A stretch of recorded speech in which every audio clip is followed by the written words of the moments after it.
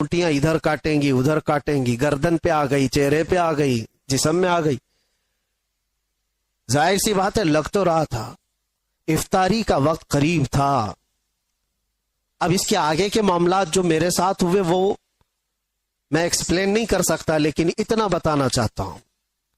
अल्लाह के नबी ने फरमाया बुइस्तु लिउतम्मिम मकारिमल अखलाक, मैं तो इसलिए दुनिया में भेजा गया हूं कि तुम्हें दुनिया में सबसे आला अखलाक पर लेकर आऊं। अल्लाह के नबी आए किस लिए थे? दुनिया को सबसे आला अखलाक देने के लिए आए। यह उम्मत सबसे आला अखलाक पर आएगी। बिल्कुल अपना मुंह बंद कर लिया और सर झुकाकर मेरे करीब आया। मैं उसकी हरकतें देखने लगा कि क्या कर रहा है, और करीब से करीब चलते हुए आया और आ करके मेरे तलवे चाटने लगा, मेरे पांव चाटने लगा। और उसके बाद जैसे वफादार कुत्ता दुम हिलाकर अपने मालिक की रहबरी करता है या उसकी खिदमत करता है, दुम हिलाते हिलाते मुझे अपने पीछे बुलाने लगा। मैं शेर के पीछे पीछे चलता रहा। ये देख रहा हूं कि पहली बार है जंगल का शेर बबर दरिंदा जो किसी इंसान के आगे चल रहा है और उसके पीछे पीछे ये इंसान चल रहा है। हजरत सफीना कहते मैं तो रास्ता गुम और भटका हुआ जंगल में तलाश कर रहा था अपने रास्ते को, और ये शेर अपनी दुम हिलाते हुए मुझे मदीने तक का रास्ता बताकर गया। उनके जो हम गुलाम थे, खल्क के पेशवा रहे, पूरी मखलूक के पेशवा रहोगे। और आपको पता है, मैं चंद मिसालें आपके सामने रखता हूं। आज वक्त है मेरे अजीजों अपनी कदर का और अपनी हैसियत को पहचानने का। अपनी वैल्यू अगर तुम्हें पता चल जाए तो तुम्हारी पेशानियां इधर उधर नहीं झुकेंगी, कभी तुम्हारा हाथ इसके उसके आगे नहीं जाएगा। तकलीफें आएंगी, मुसीबतें आएंगी, लेकिन उसका हल भी अल्लाह करीम की बारगाह से ही होगा। आपको बताऊं, उनके जो हम गुलाम थे तो क्या था, एक मर्तबा ऐसा हुआ कि मिस्र जब फतह हुआ, इजिप्ट जिसको कहते हैं, सुना होगा मिस्र का नाम। मिस्र जो है दुनिया का एक बहुत पुराना मुल्क जहां तारीखें वाबस्ता हैं। फिरौनों का मुल्क, पिरामिड्स देखते होंगे, हरामात मिस्र, ये सब मिस्र की तारीख है। मिस्र में तारीख के एतबार से एक बहुत अहम चीज भी है, दरियाए नील, नाइल रिवर उसको कहा जाता है। ये दुनिया की सबसे लंबी नहरों में यानी दरियाओं में से है। तो दरियाए नील का मसला क्या था वो मैं आपको बताऊं। इस्लाम जब मिस्र में दाखिल हुआ, हजरत अम्र बिन आस रदी अल्लाह तआला अन्हु सहाबी रसूल है, मिस्र फतह किया, सहाबा वहां दाखिल हुए, लोग इस्लाम में आए। लेकिन वहां एक बुरी रस्म, बुरा रिवाज था। वो क्या था, एक परंपरा लोगों की चली हुई थी जहालत के जमाने में कि दरियाए नील हर साल एक मौसम ऐसा आता था कि वो सूख जाता था, पानी कम हो जाता था। और उनका अकीदा ये था मसरियों का कि अपनी 16-17 साल की एक जवान खूबसूरत लड़की को दुल्हन बना करके उसका जुलूस निकालते और दरियाए नील के पास ला करके उसको ज़बह करते और उसका खून दरियाए नील में डाला जाता, बलि चढ़ाना जिसको कहते। और एक लड़की को कुर्बान करते तो फिर दरियाए नील का पानी मौजे मारता हुआ ऊपर आ जाता। ये हर साल उनके साथ होता था। उनका अकीदा बैठ गया था कि दरियाए नील को हर साल एक बलि चढ़ानी पड़ती है, एक लड़की की कुर्बानी देनी पड़ती। अब जब इस्लाम दाखिल हुआ तो इस्लाम इस चीज की हरगिज इजाजत नहीं देता। ये नाजायज और हराम है। एक कत्ल, अल्लाह ताला ने कुरान में फरमाया, ना हक किसी ने एक का कत्ल किया तो उसने पूरी इंसानियत का कत्ल किया है। हजरत अम्र बिन आस के पास लोग आए और कहा कि दरियाए नील सूख रहा है, पानी खत्म होने को है, क्या किया जाए? आपने कहा तो अल्लाह की मसलहत है, दरिया सूखेगा तो पानी भी आ जाएगा। कहा नहीं, उस दरिया को हर साल एक जवान लड़की की कुर्बानी देनी पड़ती है, तभी वो दरिया फिर से वापस पानी में मौजे लाता है। आपने कहा ऐसे कैसे हो सकता है? कहा तारीख है। सब यही कहने लगे और उसके बाद पानी की किल्लत होती गई तो हजरत अम्र बिन आस घबरा गए कि वो गवर्नर है वहां पर, अब नए गवर्नर है, उन्हें पूरा मुल्क संभालना है। लोग जब पानी की शदीद किल्लत का एहसास करेंगे तो फिर क्या होगा? तो हजरत अम्र बिन आस ने खत लिखा, किसको? हजरत उमर इब्न खत्ताब रदी अल्लाह तआला अन्हु, अमीरुल मोमिनीन, गुलाम मुस्तफा, नबी करीम सल्लल्लाहु अलैहि वसल्लम के उस सच्चे जानशीन को खत लिखा जब उनका दौर था। کہا کہ یہاں ایک ایسا مسئلہ ہے، دریائے نیل سوکھ جاتا ہے اور ہر سال یہ لوگ ایک 16-17 سال کی جوان لڑکی کی قربانی دیتے، پھر پانی موجے مارتا ہوا اوپر آ جاتا ہے۔ اب اس سال کیا کیا جائے؟ ہماری حکومت ہے، اسلام آیا ہے امن و امان کے ساتھ۔ حضرت عمر بن خطاب کے پاس جب یہ خط پہنچا تو آپ نے جواب لکھا، جواب میں 2 خط لکھے۔ حضرت عمرو بن عاص سے کہا کہ تم جس طرح سے اسلام کو قائم کیے اسی طرح سے قائم رکھو، شریعت مصطفیٰ کا نفاذ ہر حال میں ضروری ہے، لوگوں کو نماز روزے کی تلقین کرتے رہو۔ اور ایک خط میں حضرت عمرو بن عاص کو مخاطب کر کے کہتے ہیں حضرت عمر، ایک خط یہ تو میں تم کو لکھ رہا ہوں اور ایک اور خط بھیج رہا ہوں جو دریائے نیل کے نام پر لکھ رہا ہوں۔ ہے کوئی دنیا میں جو کسی دریا کو بھی خط لکھتا ہو؟ یہ صرف میرے رسول کے غلاموں کا حال ہے۔ کہا ایک خط میں دریائے نیل کے نام پر لکھ رہا ہوں، یہ دریائے نیل کو دے دینا۔ اور دریائے نیل کو خط لکھا، بسم اللہ الرحمن الرحیم، اے دریائے نیل، عمر بن خطاب رسول اللہ کا غلام تجھ سے کہتا ہے اللہ کے حکم سے اگر تو بہتا ہے اے دریا تو عمر ابن خطاب کا حکم ہے کہ جیسا بہتا تھا ویسے رواں ہو جا، اور اگر اللہ کے حکم سے نہیں بہتا تو تیرے بوند ایک پانی کے قطرے کی بھی ہمیں کوئی ضرورت نہیں۔ یہ خط لکھ کر کے بند کر کے دے دیا۔ حضرت عمر بن عاص کے پاس 2 خط آئے، ایک خط ان کا تھا، پڑھا اور کہا دوسرا خط دریائے نیل کا ہے۔ حضرت عمر بن عاص نے کہا دریائے نیل کے لیے ہم پر بھی خط آیا ہے، لے کر کے گئے اور دریائے نیل میں وہ خط ڈالا۔ جیسی ہی خط ڈالا روایتوں میں موجود ہے 16 گز پانی اوپر موجے مارتا ہوا ہے۔ ان کے جو ہم غلام تھے خلق کے پیشوا رہے، کون نہیں مانتا ان کے حکم کو؟ کون ہے جو ان کے حکم کے خلاف جائے؟ دریا ہے۔ اسی لیے شاعر نے کہا تھا میرے عزیزوں، حضرت سعد بن ابی وقاص ایک اور صحابی عشرہ مبشرہ میں سے، یہ عراق فتح کر کے داخل ہوئے تھے، 400 صحابہ ان کے ساتھ تھے۔ عراق کے بعد جب یہ آگے بڑھ رہے تھے، وہ مسلمان کیسے تھے جن کو اقبال نے کہا تھا تھمتا نہ تھا کسی سے سیل رواں ہمارا، باطل سے ڈرنے والے اے آسمان نہیں ہے ہم، 100 بار کر چکا ہے تو امتحان ہمارا۔ یہ لوگ کہیں رکتے ہی نہیں تھے، ان کی کوئی سرحد ہی نہیں تھی۔ ایک علاقہ فتح ہو گیا تو بس کافی ہے نہیں، آگے بڑھنا ہے۔ حضرت سعد بن ابی وقاص جب عراق فتح کر چکے تو عراق سے متصل ایران بھی ہے جس کو فارس کہا جاتا تھا پہلے، ایران اور عراق کے بیچ میں دریائے دجلہ ہے۔ اب جب عراق فتح ہو گیا، دریائے دجلہ ہے، دریائے فرات جو بھی دریا ہے اس کے بیچ میں، تو صحابہ نے کہا کہ ہم ادھر بھی جانا چاہتے ہیں، اس علاقے کو بھی فتح کریں، غلامی مصطفیٰ میں شامل کریں۔ جبکہ فارس کسرا کے پاور کے اندر میں تھا۔ کسرا اس وقت کے سپر پاور بادشاہ کا نام ہے، جیسے آج امریکہ، لوگوں کے دماغ کے حساب سے، ہمارے حساب سے نہیں، سپر پاور۔ میرے عزیزوں، سعد بن ابی وقاص سے جب صحابہ نے کہا ادھر جانا ہے، کہا بیچ میں دریا ہے، کیسے جائیں گے؟ حضرت سعد بن ابی وقاص نے کہا تم میرے ساتھ چلو گے؟ صحابہ نے کہا کیسے؟ ادھر ایرانی فوج نے جتنے برج تھے دریا کے اوپر پار کرنے والے سب توڑ ڈالے تھے، جو لکڑیوں کے تھے وہ جلا ڈالے تھے، سب ختم کر ڈالے تھے، کیونکہ انہیں ڈر تھا یہ محمد عربی کے غلام ہیں، رکتے کہیں نہیں ہیں، یہ اگر ادھر سے ادھر کراس کر کے آ گئے تو ہماری بھی خیر نہیں، سب توڑ ڈالے۔ اس کے بعد وہ ایرانی فوج کی تاریخ بھی موجود ہے تاریخ طبری میں، وہ لوگ دیکھتے رہے تماشا کہ یہ 400 لوگ کیا کر پائیں گے دریائے بیچ میں۔ حضرت سعد بن ابی وقاص نے اپنے صحابہ سے کہا چلو، سب نے پوچھا نہیں کیسے جانا ہے، اپنے قائد، اپنے جو لیڈر تھے حضرت سعد بن ابی وقاص سپہ سالار، ان کے پیچھے چل پڑے۔ پھر کسی نے پوچھا کس راستے سے جا رہے؟ سعد بن ابی وقاص نے کہا دریا سے جائیں گے۔ اور کیسے جائیں گے؟ گھوڑوں پر بیٹھے ہوئے ہیں، دریا سے جانے کی بات کرتے ہیں، کیا تمہارا گھوڑا اتنی چھلانگ لگائے گا کہ اس دریا کو کراس کر جائے گا؟ سعد بن ابی وقاص نے کہا کوئی چھلانگ لگانے والا گھوڑا نہیں، چل کر کے ہی جائے گا۔ یہ تاریخ میں پہلی بار ہو رہا ہے۔ سعد بن ابی وقاص نے کہا میرے پیچھے چلو۔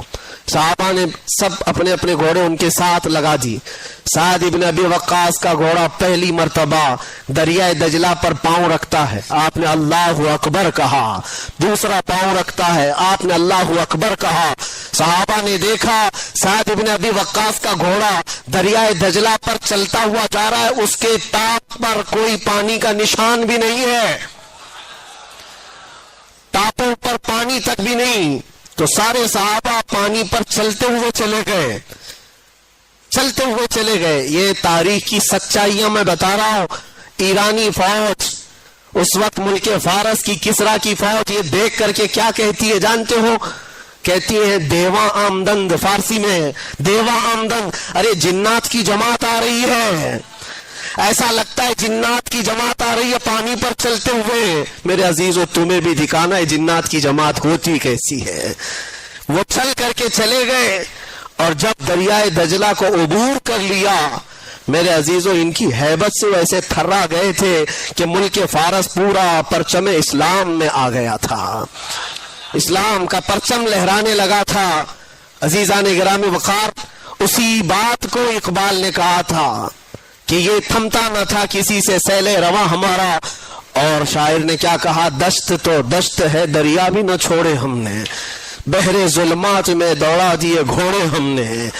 یہی واقعات تھے. لیکن مجھے بتاؤ, ایک دریائے نیل ہے, حکم مان رہا ہے عمر ابن خطاب کا. ایک دریائے دجلہ ہے, حکم مان رہا ہے سعد ابن ابی وقاص کا. اس لیے نہیں کہ یہ لوگ جادوگر تھے, اس لیے نہیں کہ بہت پاورفل لوگ تھے, صرف اس لیے مان رہے ہیں یہ سارے لوگ حکم ان کے جو ہم غلام تھے, ان کے جو ہم غلام تھے. خلق کے پیشوا رہے, مان کر کے دیکھو. حضور پاک صلی اللہ تعالی علیہ وسلم کی امت میں اللہ نے تمہیں پیدا کیا ہے. تمہاری عظمت بہت بلند ہے, تمہاری ویلیو کو تم پہچانو. ہاں ہمارے ساتھ چیلنجز ہیں, ہمارے ساتھ مقابلے ہوں گے, لیکن اللہ تبارک و تعالیٰ کی حمایت بھی ہوگی. میں آپ کو تحدیث نعمت کے طور پر کہتا ہوں, تحدیث نعمت کے طور پر, میں اپنی بڑائی کے لیے نہیں کہتا. آج اس لیے صرف اظہار کر رہا ہوں کہ میں یہی رات رہی ہوگی یا اس سے پہلی والی رات رہی ہوگی, مجھے اندر ایسا بند کر دیا گیا تھا کہ دن و رات بھی معلوم نہ پڑے. نمازوں کے وقت کا خیال اندازے پہ کرنا پڑ جائے. جس کو ایسی ہائی سیکیورٹی کہا جاتا ہے جہاں پرندہ بھی پر نہیں مارتا, وہ تو دنیا بھر کو معلوم ہے میرا جرم کیا تھا. ہمارا جرم صرف اتنا ہے, جرم اتنا ہی ہے کہ حق بولتا ہوں برملا, چاٹنا کسی کے تلوے ہے نہیں فطرت میری. میں آپ کو ایک بات بتا رہا ہوں, 4 یا 5 دن سے بھوک اور پیاس کی شدت تھی, ایک لقمہ بھی میں نے کھایا اور پیا نہیں تھا, اور موت کا انتظار کر رہا تھا, شاید موت آ جائے گی. اور اتنی زیادہ اس کو میں بتا نہیں سکتا, جیسے لگا ہو کسی مردے کو کھانے کے لیے کوئی کیڑے لگ گئے ہوں. پھر دل ہی دل میں احساس ہونے لگا کہ شاید میری موت ہو گئی ہوگی اور یہ کیڑے کھا رہے ہوں گے, کیونکہ غشی آ جاتی تھی, غنودگی آتی تھی, تو لگتا تھا ہم کوئی دوسری دنیا میں, کوئی انسان تو دکھتے نہیں تھے, سورج بھی نہیں دکھتا ہے, اندھیرا ہے. 3 سے 4 گھنٹے اس طرح سے لیٹے رہے. چونٹیاں ادھر کاٹیں گی, ادھر کاٹیں گی, گردن پہ آ گئی, چہرے پہ آ گئی, جسم میں آ گئی. ظاہر سی بات ہے لگ تو رہا تھا, افطاری کا وقت قریب تھا. اب اس کے آگے کے معاملات جو میرے ساتھ ہوئے وہ میں ایکسپلین نہیں کر سکتا, لیکن اتنا بتانا چاہتا ہوں. طاقت آئی, جس نے بھی اٹھایا مجھے, کون تھا, کس نے اٹھایا, اللہ ہی بہتر جانے. جب اٹھ کر کے دیکھا بستر پر ساری چونٹیاں پڑی ہوئی ہیں, چل رہی ہیں, رینگ رہی ہیں جسم پر, اور میرے رب کریم کا احسان ایسے ان 50 نہیں 1000 چونٹیوں میں سے ایک چونٹی نے بھی کاٹا نہیں تھا. وہ اس لیے نہیں کہ میں کوئی پاورفل آدمی یا میں کوئی پرہیزگار, میں کوئی اللہ کا ولی نہیں, میں اس کا کوئی دعویٰ نہیں کرتا, کوئی دعویٰ نہیں کرتا. میری طاقت بھی اتنی نہیں تھی کہ چونٹیوں کو نکال کر الگ کیا جائے. لیکن اور یہ بھی نہیں ہے کہ کبھی کاٹی نہیں، کاٹتی ہیں، ابھی بھی کاٹیں گی.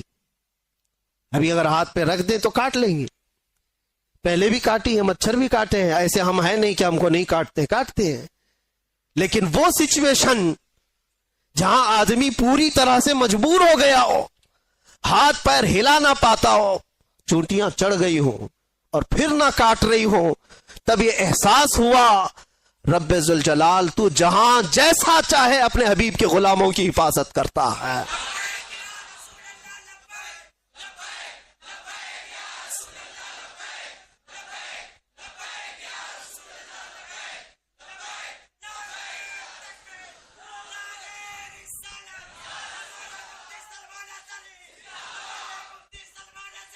آپ کو مجھے وہ حدیث یاد آئی جب صحابہ اکرام رضوان اللہ تعالی علیہ مجمعین کی ایک جماعت کو اللہ کے نبی صلی اللہ تعالی علیہ وسلم نے تبلیغ کے لیے بھیجا تھا. 70 صحابہ اکرام میں جب وہ تبلیغ کے لیے گئے تھے، کفار و مشرکین نے دھوکے سے ان سارے صحابہ کو شہید کر ڈالا تھا. سارے صحابہ کو شہید کر دیا تھا اور 3 بچ گئے تھے. 3 میں سے وہ صحابہ کو قید کر لیا تھا اور قیدی ایسا بنایا تھا کہ 24 گھنٹے ان کی نگرانی پر بیٹھے رہتے تھے، زنجیروں سے باندھ کر کے صحابہ کو. اس کے بعد ہوا یہ کہ اس میں ایک صحابی حضرت زید بن دسنہ رضی اللہ تعالیٰ عنہ، ان کو ان ظالموں نے نہایت ہی بے دردی کے ساتھ ان کے ہاتھ کی انگلیاں، ان کے پیر کی انگلیاں، ان کے ہونٹ، ان کے کان، ان کے ناک سب کاٹ کر کے شہید کیا تھا. ایک غلام مصطفیٰ کو نہایت ہی دردناک انداز میں شہید کیا اور اس کے بعد ان کی لاش کو لٹکا کر کے رکھا ایک کھمبے سے اور پہرا لگا دیا کہ ان کی لاش کو کوئی لے کر کے نہ جا سکے، کوئی لے کر کے نہ جا سکے. 2 صحابہ تھے وہاں پر، زید بن دسنہ رضی اللہ تعالیٰ عنہ اور ایک دوسرے صحابی حضرت خباب بن الارت یا خبیب بن عدی رضی اللہ تعالیٰ، 2 میں سے کوئی ایک صحابی. اللہ کے نبی صلی اللہ علیہ وسلم مدینہ طیبہ میں بیٹھے ہیں. حضور پاک صلی اللہ علیہ وسلم نے فرمایا ظالموں نے میرے غلاموں کو شہید کیا ہے میرے غلاموں میں سے کوئی جو بچے ہوئے میرے ان صحابہ کی لاشوں کو لے کر کے آئے میرے پاس. 2 جری صحابہ تھے، حضرت طلحہ، حضرت زبیر رضی اللہ تعالیٰ عنہ. گھوڑا لے کر یہ 2 ہی لوگ نکلے تھے. تقریباً 500 کے قریب کفار جس کی پہرہ داری کر رہے ہیں، ان پہروں میں سے وہ صحابہ کی لاش کو لانے کے لیے صرف نبی کے 2 غلام نکلے تھے. انہوں نے کہا ہم لے کر کے آئیں گے. اور جب یہ 2 صحابہ نکل کر کے آئے تھے، رات میں بھی اور دن میں بھی پہرے داری میں بیٹھے ہوئے ہیں کفار و مشرکین 2 صحابہ کی لاشوں پر. اب سوچیے آپ، رات کے وقت یہ پہنچے تھے دونوں صحابہ، اور جیسے یہ قریب گئے تو دیکھا پورے تلوار سوتے ہوئے پہرا دے رہے ہیں. ان دونوں صحابہ نے اللہ کی بارگاہ میں عرض کیا کہ مولا، ہمارے پاس نہ تلوار کی طاقت، نہ بھالے اور نیزے کی طاقت، ہمارے پاس صرف ایمان کی طاقت ہے. ہم تجھ پر یقین رکھتے ہیں اور تیرے نبی پر ایمان رکھتے ہیں. تو اگر مدد نہیں کرے گا تو دنیا ہم سے کس طرح کا سلوک کرتی ہے. دیکھا یہ دونوں صحابہ دعا کر رہے تھے، وہ سارے کفار و مشرکین کو اونگ لگ گئی، نیند لگ گئی. ان کے بیچوں بیچ سے گئے اور ان صحابہ اکرام کی لاشوں کو اٹھایا. ایک صحابی کی لاش کو اٹھایا اور رکھا اور لے کر نکل پڑے. دوسرے وہاں پر موجود رہ گئے. جب تک وہ جاگے تو وہ صحابی رسول جو وہاں رہ گئے تھے، تو ظالموں نے یہ سوچا کہ کسی نہ کسی طرح ان کو بھی یہ لے جائیں گے، ان کو کسی طرح سے یہاں کاٹ کاٹ کر کے ٹکڑے ٹکڑے میں بدل دیا جائے. تو جیسے ہی اس بری نیت کے ساتھ قریب آئے، شہد کی مکھیوں کا ایک چھتا پورا اس صحابی کے اطراف لگ گیا. اتنی خطرناک مکھیاں آ گئیں. وہ صحابی رسول جن کی لاش وہاں پر موجود ہے، پوری مکھیاں، شہد کی مکھیاں. اور کفار و مشرکین میں سے کوئی قریب جاتا تو اتنا ڈنک مارتی تھی کہ وہ سوج جاتا تھا اور زہر چڑھ جاتا تھا.